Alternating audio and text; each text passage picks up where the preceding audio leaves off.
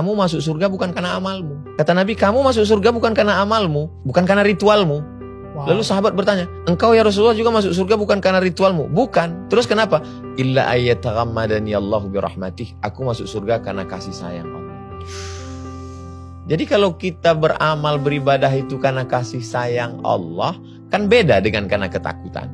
Mohon maaf jangan tersinggung. Mungkin mental kita mental kuli. Kuli ini tidak hina. Karena mereka adalah orang yang tulus ikhlas bekerja. Tapi mental itu kan kalau saya dapat kerja ini saya dapat apa? Padahal sebetulnya kalau dikumpul semua ritual kita itu untuk menebus surga Tuhan, surga Allah kan tidak tertebus. Bagaimana mungkin seorang Abdul Somad yang hidup 63 tahun, potong tidur, potong kerja, potong ini, berapa persen dari ritual ibadahnya untuk menebus surga yang kekal selamanya? Kan nggak bisa. Terus masuk surga itu kenapa? Karena kasih sayang Allah. Kalau dia masukkan kita ke surganya karena kasih sayangnya, lalu kenapa kita nggak punya kasih sayang? Saya kalau ngobrol sama banyak teman muslim saya gitu ya, mereka sangat fokus banget sama pahalanya, ya kan? Jadi oh ya biar dapat pahala lebih banyak supaya nanti di surga dan lain-lain. Tapi kalau misalnya tadi Nabi sempat bilang bahwa orang masuk surga bukan karena amalnya, tapi karena kasih sayang Tuhan. Jadi apa pahala yang selama ini mereka kumpulkan gitu? Karena pahalanya sebanyak-banyak yang mereka kumpulkan, yang gak akan cukup juga. Bang Daniel, pemula ini dia mikirnya belum nyampe di situ. Jadi untuk tahap pemula ini dia masih nanya, saya kalau kerja 1 jam berapa ya? Kamu $2. Terus kalau per hari, kalau kerja malam ada bonusnya enggak?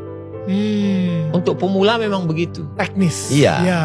Kalau dia mau jalan, dia mau mikir, mau merenung, mau belajar, nanti dia akan keluar dari lingkaran pahala itu kepada merindukan kasih sayang. Tapi karena dia jalan di tempat, keilmuannya di bidang yang lain dia S1, S2, S3, pangkatnya naik terus dari golongan 2A, 2B, 2C sampai 4E. Tapi proses pemikiran beragamanya jalan di tempat. Anak kecil terjebak di tubuh orang dewasa, berbahaya. Kalau kamu nggak sholat masuk neraka. Kalau kamu minum masuk neraka. Kalau kamu mau masuk surga berarti kamu mesti banyak baca Quran. Itu tidak salah bagi pemula. Toh kita juga dulu diajarkan orang tua kan begitu. Nanti kalau kamu juara kamu dapat hadiah ini. Kalau kamu nggak naik kelas subsidi silang putus. Pemula. Tapi setelah kita dewasa kita tidak lagi melihat itu. Semua kita berikan kepada orang tua, kenapa? Cinta. Ambillah ini semua, Mak. Apa yang mau nih ambillah. Kenapa? Karena aku tidak bisa membalas sekali teriakanmu saat melahirkan aku. Jadi perlu kedewasaan. Jadi sekarang banyak anak-anak yang terjebak di tubuh orang dewasa. Cara berpikirnya, berpikir anak-anak.